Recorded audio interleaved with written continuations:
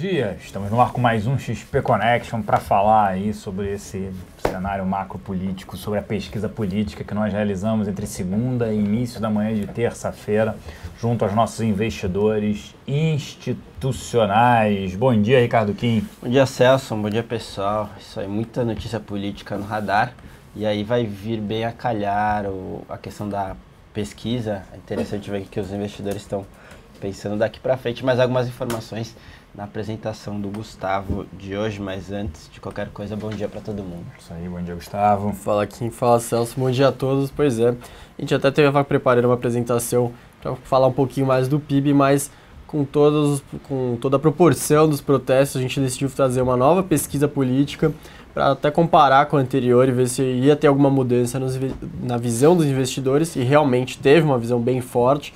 A gente vai apresentar um pouco a pesquisa para vocês e, se der tempo também, apresentar a parte também da apresentação, analisando um pouco do resultado do PIB que a gente teve recentemente. Vamos ver como é que vai ser a dinâmica do programa. Por favor, mandem perguntas da apresentação. Fiquem à vontade no chat que a gente vai tentar responder ao máximo.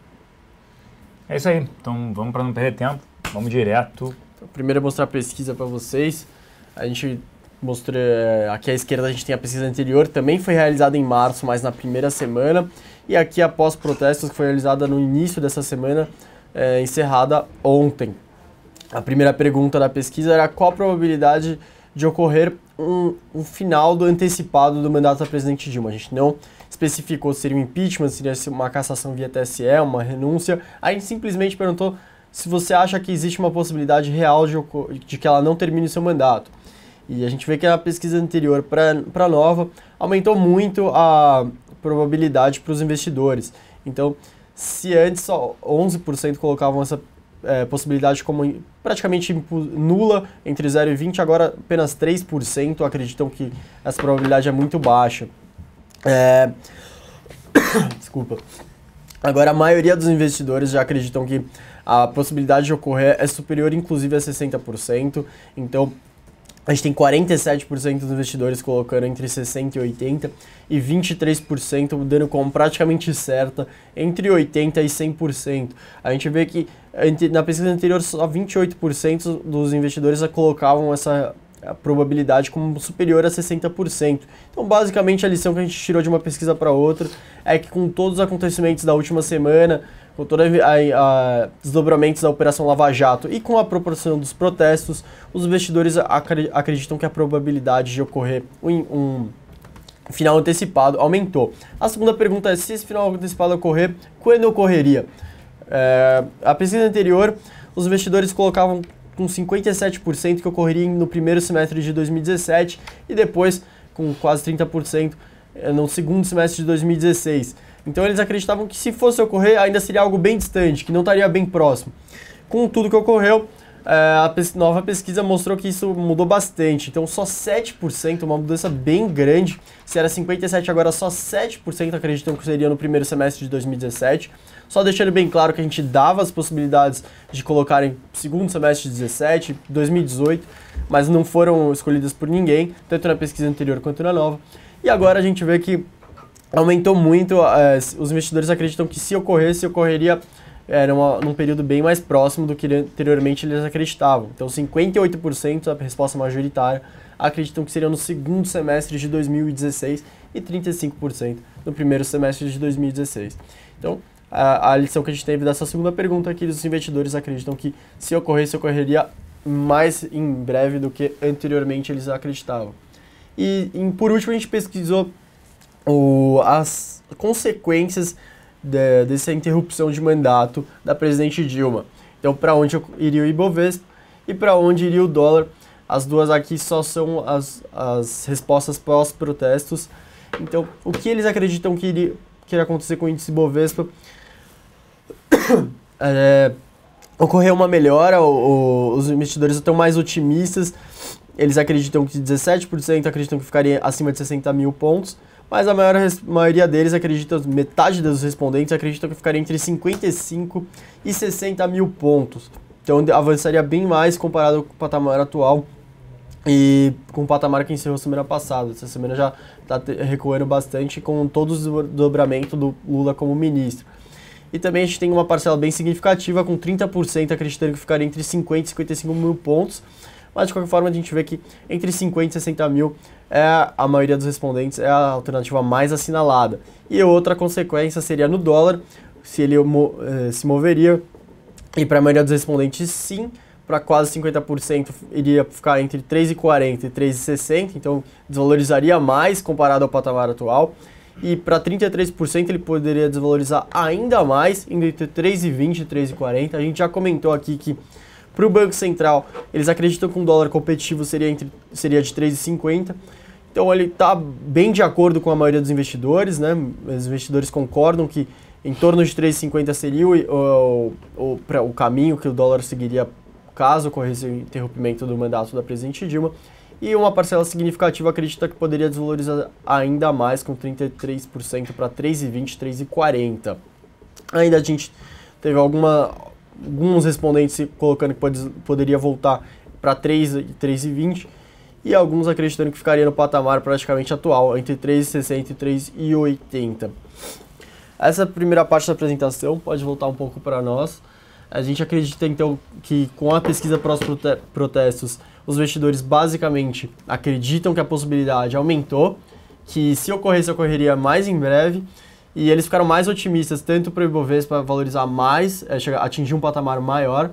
Acho que também muito porque, com todo o desdobramento, com a história do Delcídio, com o Lula tendo a prisão coercitiva, já teve um avanço bastante no Ibovespa da primeira pesquisa para essa segunda, então os investidores já viram quanto que poderia reagir de fato, e também na parte do câmbio que deu uma desvalorizada forte com tudo entre o espaço da primeira semana de março para agora, então isso influenciou bastante as respostas dos nossos investidores.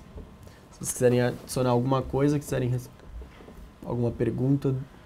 Acho que só o que a gente vai ter que acrescentar com certeza na discussão é provar, na verdade já dada ali, posse do Lula, né, como ministro da Casa Civil. Isso aí, de fato, muita gente perguntando, eu acho que dá pra gente fazer o paralelo com esse sentimento do investidor, que de fato a probabilidade, querendo ou não, com esse fim de semana com relação ao impeachment, né, aumentou bastante.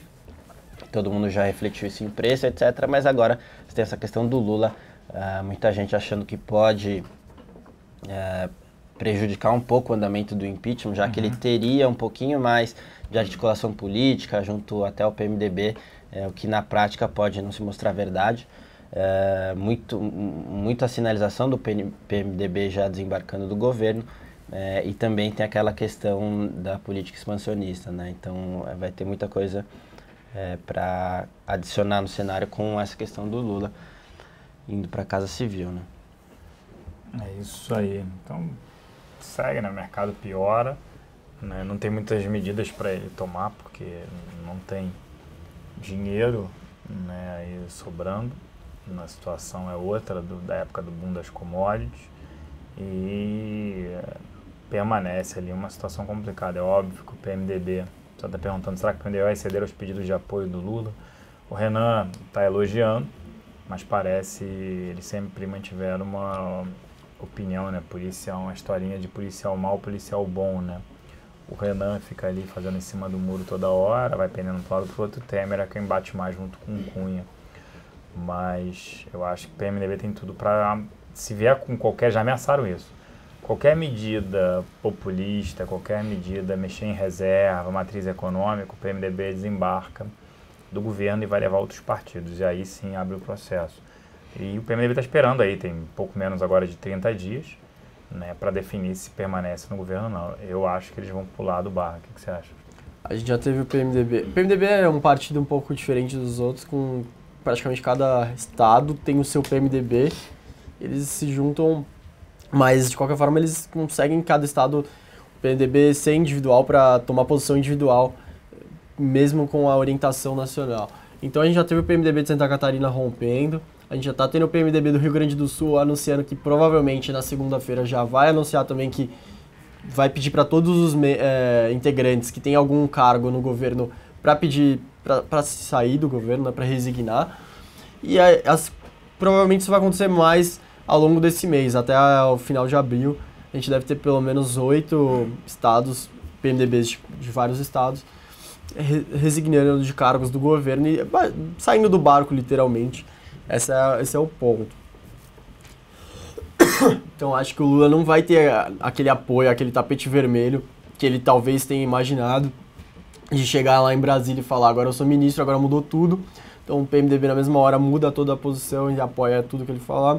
E também a conversa de impeachment iria para debaixo do tapete. Acho que não vai ser assim que ele talvez tenha imaginado, talvez um pouco também que fez ele ficar mais indeciso se assumiria ou não, mas essas devem ser as próximas páginas, né? Se a gente tá triste aqui, não tô triste, né? Tô um pouco cansado, muita notícia, né? Estressante ontem, saí lá da Globo da participação do Em Pauta junto com Conta Corrente, já era 10 e pouco da noite, até chegar em casa e tal.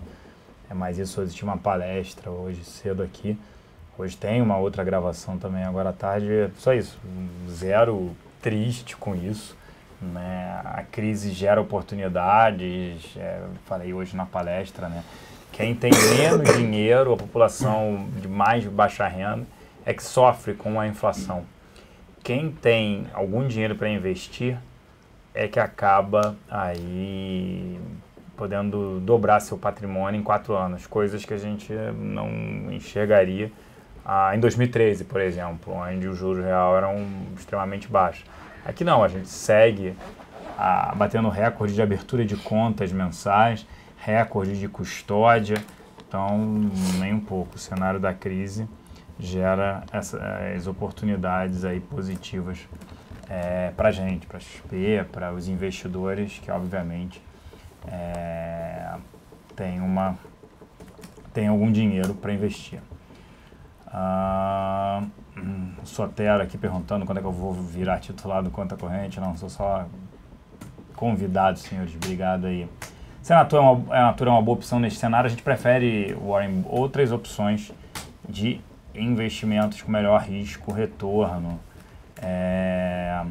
Com esta virada política dos últimos dias, qual é daqui para frente o impacto sobre os juros longos? NTNB mais curtos, os juros longos estão subindo.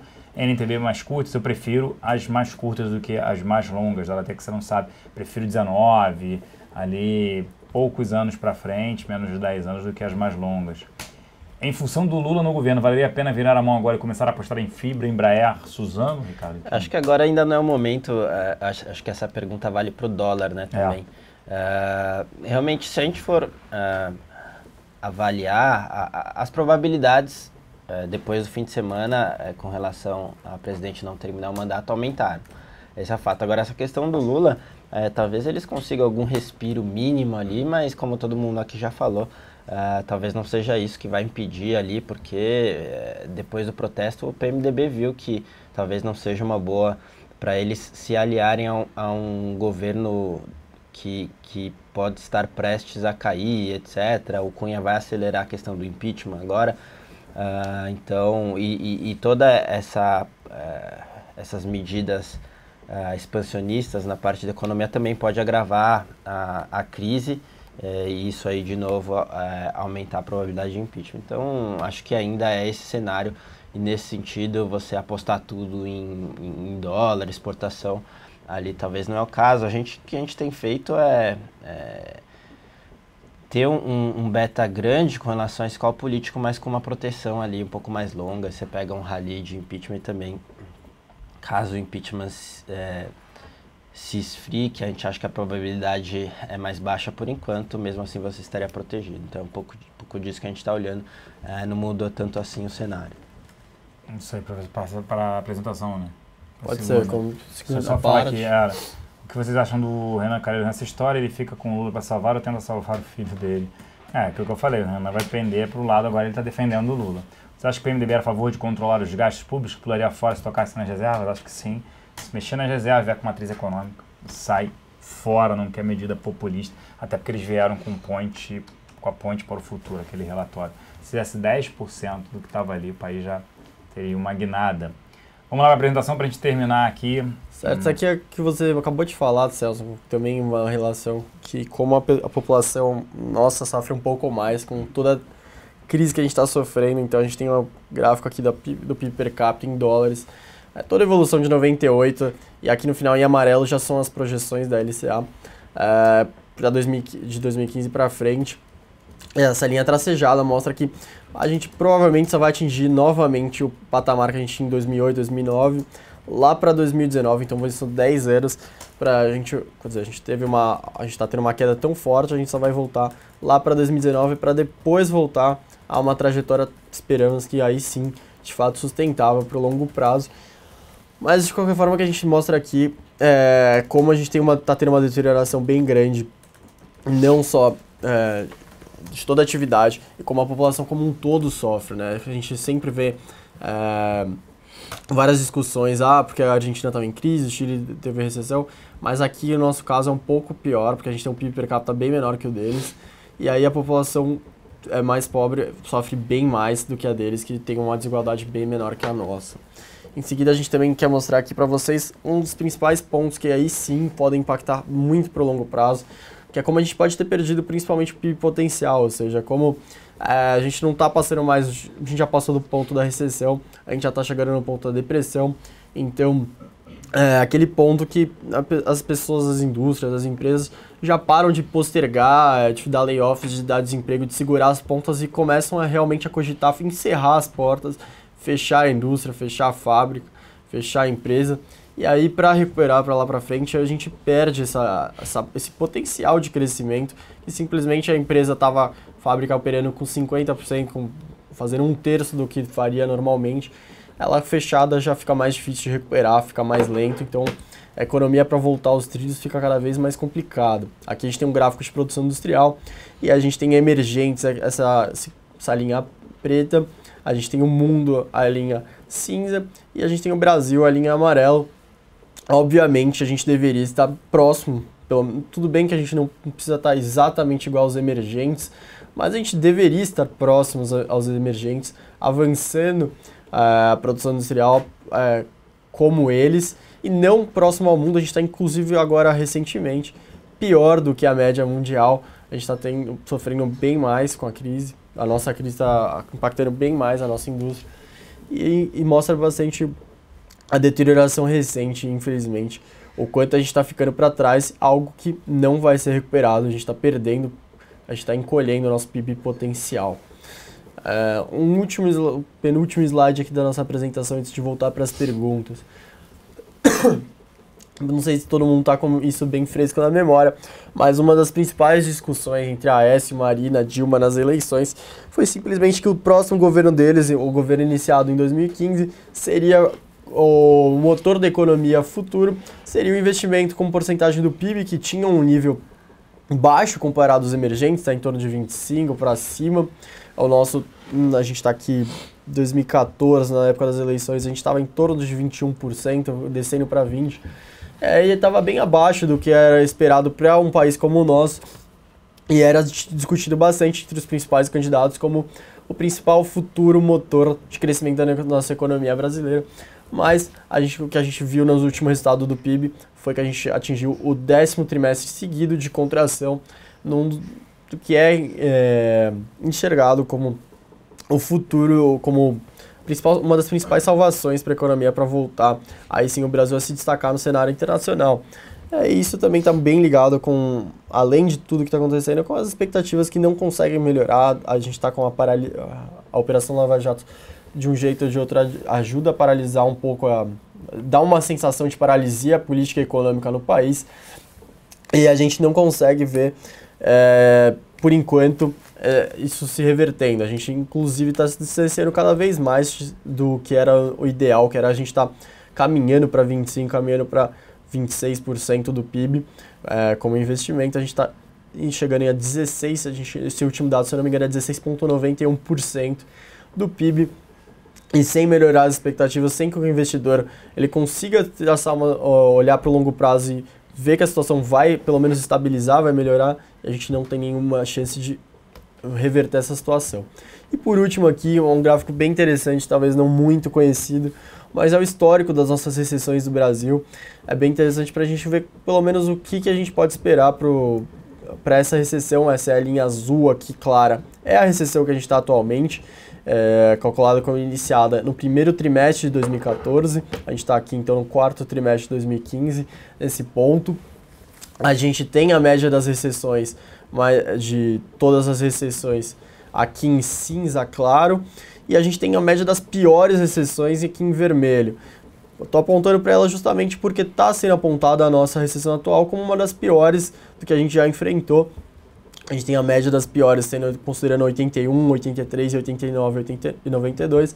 Se a gente chegasse a um desempenho parecido a das piores, o que infelizmente não é nem o cenário mais otimista dos analistas, a gente teria uma recuperação mais ou menos aqui no começo de 2017, então a gente já teria no ano que vem uma recuperação, a gente já poderia apontar para um crescimento para 2017 e uma recuperação forte para 2018 e 2019. Infelizmente, esse não é o cenário que a gente vê no Boletim Focus, não é o cenário que a gente escuta de analistas.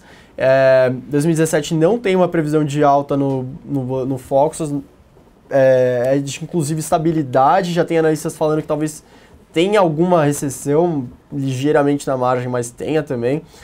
Então, a gente vê claramente que a gente está numa situação, infelizmente, pior do que a gente já acompanha no histórico inteiro de recessões, dados coletados pela GV, pela LCA, mas, infelizmente, a gente talvez demore ainda mais para se recuperar dessa recessão, mais do que em qualquer outro momento na história. Tá aí o porquê os economistas ficam cada vez mais desesperados quando dão entrevistas e veem toda a paralisia política, toda a paralisia econômica.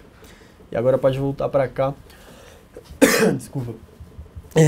Não basta que a gente tenha talvez a pior recessão da nossa história, mas infelizmente o que a gente está escutando hoje, né, pela manhã, é que a gente pode voltar a fazer o que levou ao início da recessão. Isso, 2009, que incentivar crédito, né? Por isso que o Banco do Brasil sofreu muito ontem, 21% de queda, que era o receio, apesar de ter subido muito, mas também era o receio do governo utilizar o banco como o grande, ele Caixa, como os grandes incentivadores de crédito, a população já extremamente endividada. Sobre o Congresso, né, a pergunta aqui do SMP, sobre o Congresso não poderia aprovar uma lei agora determinando que o governo só poderia sacar as reservas cambiais para finalidades distintas daquelas que o Banco Central deseja, somente com autorização. Não, esse ponto o Banco Central é independente, né? Então não deveria ter isso, né?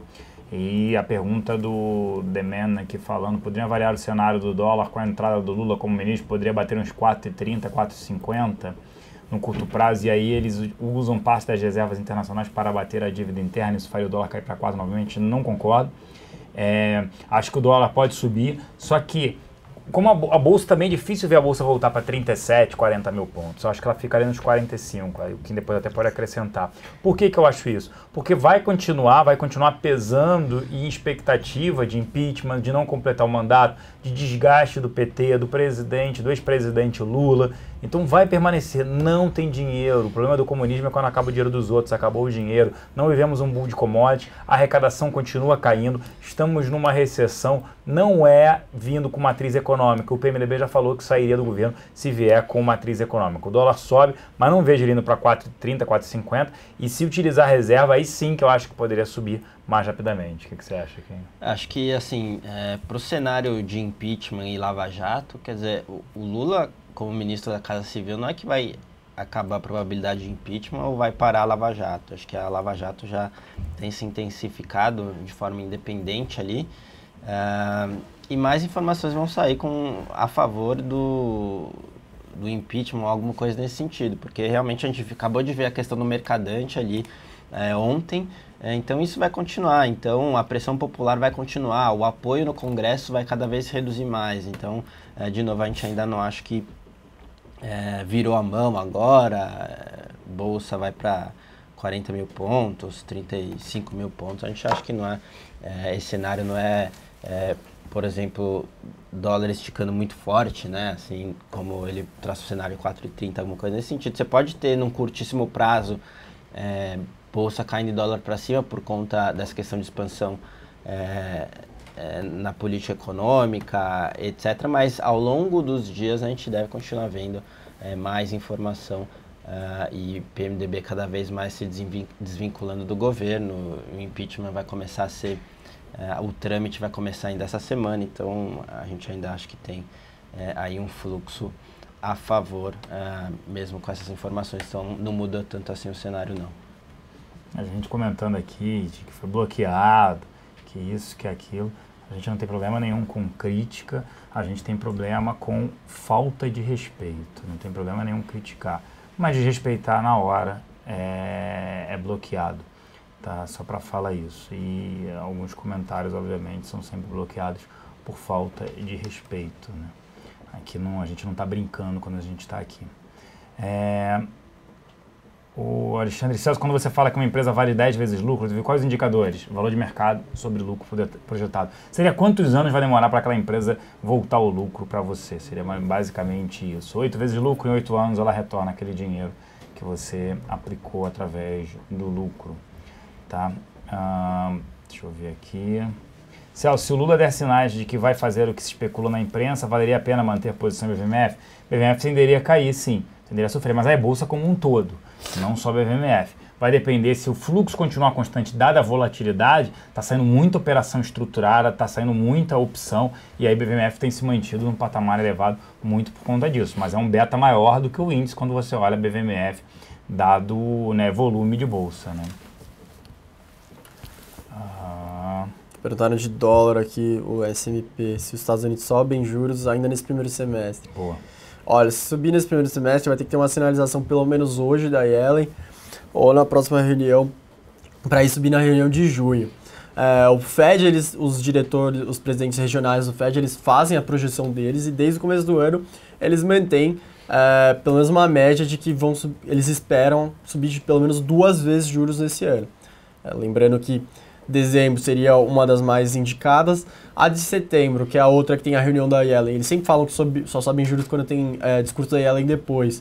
A de setembro estaria muito próximo das eleições e tem muita gente que fala que seria uma reunião não muito adequada para fazer movimentação, que é a hora do Banco Central não aparecer, é a hora das eleições, para eles ficarem mais ocultos. Então, realmente, ainda pode ser uma reunião de junho, seria o primeiro semestre, ainda pode ser que sim. Se no começo de fevereiro o mercado tinha tirado praticamente toda a probabilidade que eles acreditavam que o Fed subiria juros, agora já está voltando de novo. A probabilidade, se eu não me engano, nas expectativas da Bloomberg para junho está maior que 50%. O Fed acha que quando está em torno de 65, 55 é que o mercado realmente está batendo com eles, está acreditando, está realmente entendendo a mensagem. Mas por enquanto, eu ainda acho que está mais para o segundo semestre. Mas eu ainda acho que eles vão subir juros esse ano de novo, em torno de 2 vezes também. Sobre fundos imobiliários, ainda a gente está no cenário, não tem nova fase, né? O cenário ainda é altamente desafiador, com as empresas não investindo, aluguéis caindo, né, em queda. Nesse cenário ainda de juros elevados, não vejo aí, tem que ser caso a caso, né? Mas não vejo ainda um cenário positivo como não é para o real estate, cenário ainda é altamente desafiador. Se eu podia me candidatar, não, fora isso. O cara me comparou o Collor, né? Tava indo tão bem, mas ele me comparou o Collor, pareço com o Collor fisicamente. Pô, tava indo tão bem aqui o elogio. A produção não concordou nem um pouco. Falou que não, de forma alguma. Se Dilma ficar, Lula sumir e fechar com o PMDB, Cunha cair e a S ser investigada, a Bolsa se recupera no segundo semestre? Não, depende, não vejo eles fechando com o PMDB. Eu acho que o acordo político já tinha que ser sido feito, perderam a oportunidade no ano passado. Agora qual o problema agora do Lula? Ele prometeu, entre aspas, ao PT que ele viria incentivando crédito. Não tem dinheiro, vai utilizar reserva para incentivar crédito, a inflação vai subir e o dólar vai disparar. Então, eu não vejo muita saída, sendo investigado ou não. A gente tem que investigar todo mundo, tem que punir todo mundo, tem que fazer... A gente não é a República das Bananas, ou né? Vamos ver agora aí. Tem que investigar todo mundo, tem que fazer a limpa, aproveitar o momento para isso. Vai demorar mais tempo ou não? Cara, de repente é esse o preço que a gente tem que pagar por isso, para não ser uma republiqueta, e sim um país sério, onde a impunidade acaba imperando. Mas para que todo mundo agora pense, não, se eu fizer isso, acaba tendo uma situação, um problema. A discussão o Lula não tem muito o que fazer. O que tem que... A mudança, sim, de governo é que dá para fazer. Você imagina um Lula cortando 22 mil comissionados? Ela falou que ia cortar 3 mil, cortou em 5 meses 564. O Estado está inchado, o Estado está grande. Esse governo não tem como tomar medidas. Precisa, sim, do novo governo para se tomar atitudes. Esse não consegue fazer nada. Não tem dinheiro, né? Tem um problema de corrupção, gastos enormes, um Estado inchado, né? E vai ser o governo que provavelmente vai privatizar mais ativos, que é o caso da Petrobras. Não estamos abatidos, não. Estou cansado, meio da semana. Muita notícia o tempo inteiro para analisar. Vamos lá. Deixa eu ver se teve mais aqui. Se Lula ficar, Vale, Petro, JBS, Natura e bancos não sobem? O que eu falei, depende do que vai acontecer, né, Kim? Quer dizer, depende do que ele vai fazer. Então, o cenário fica de muita incerteza, gente. Setor financeiro continua sendo indicação? Sim. O que mais? Algum tempo atrás, uma casa de análise, não lembro qual, falou que com o minério saindo de 40 para 50, o Nós está perguntando, Vale dobraria de preço. Não sei se você lembra, minério agora acima dos 50, então pela análise dessa casa, Vale poderia estar 14 reais, como vocês veem isso? Não, acho que na verdade isso se o dólar ficasse e permanecesse acima de 50. Você não pode pegar o preço atual e projetar para frente, né? A gente entende que tiveram alguns motivos nessa alta, principalmente lá na China. A gente teve muita conversa de estímulo para o setor de construção. A gente teve as siderúrgicas por lá, elas passaram o ano novo chinês com estoque em nível bem baixo, então quando voltou teve alguma questão de reestocagem ali. Agora, se a gente for ver, nos próximos anos a capacidade vai aumentar, então obviamente a oferta aumenta e a demanda cada vez se reduzindo mais, com China desacelerando e mudando, né, também o perfil de crescimento do investimento mais para o consumo. Então isso aí, quando você junta estruturalmente, você tende a ter pressão no minério de ferro. É isso que você tem que ver, não curto prazo, mas ali o estrutural. A gente ainda não acha que é o caso de minério em patamares altos. É só essa questão. Então a gente não anteciparia e sairia comprando Vale agora de forma alguma, tá? É isso aí. O Gustavo tá mais para Walking Dead do que Celso para cola. Quem é cliente XP e recebe e-mail todo dia cedinho entende um pouco mais. Se Cola tivesse 10% do cara do César, ele teria ficado 8 anos. Obrigado, pessoal. Com Lula na Casa Civil, qual a projeção para o JBS? Se o dólar andar, pode acontecer, pode ser positivo, mas a gente segue não recomendando o ativo por conta desse cenário ainda envolvido em operações Lava-Jato, cenário altamente desafiador para ela. Quem é que será o herói que vai fazer a reforma da Previdência? Boa pergunta. Poderia sim fazer, a Dilma poderia deixar um legado, né? Todo mundo fala isso, é verdade. O legado do Collor, mesmo com o impeachment, depois ele anunciou, ele deixou o legado que foi a abertura do mercado, né? As carroças que nós tínhamos, hoje nós temos os mesmos carros lançados lá fora, aqui dentro, ele abriu a economia. O legado do FHC foi a estabilização da moeda, né? O plano real, né? Ou vocês mais novos nunca viram outra moeda, né? Eu já vi outras moedas além do real e a gente permanece com essa moeda por muitos anos, né? Primeira vez que eu vejo tanto tempo uma moeda aí permanecendo abaixo da inflação, juros, tudo isso. E do Lula foi, né, a melhoria de alguns programas assistencialistas, surfou obviamente o boom das commodities. Qual o legado da presidente Dilma? Ter perdido o grau de investimento, ter a alta da inflação, alta de juros, desemprego, recessão, nunca na história desse país uma recessão tão profunda. Quer dizer, poderia sim, né, poderia sim ela ter tentado vir com... O problema agora é que com o Lula ali ficou um pouco mais difícil, esquece, né?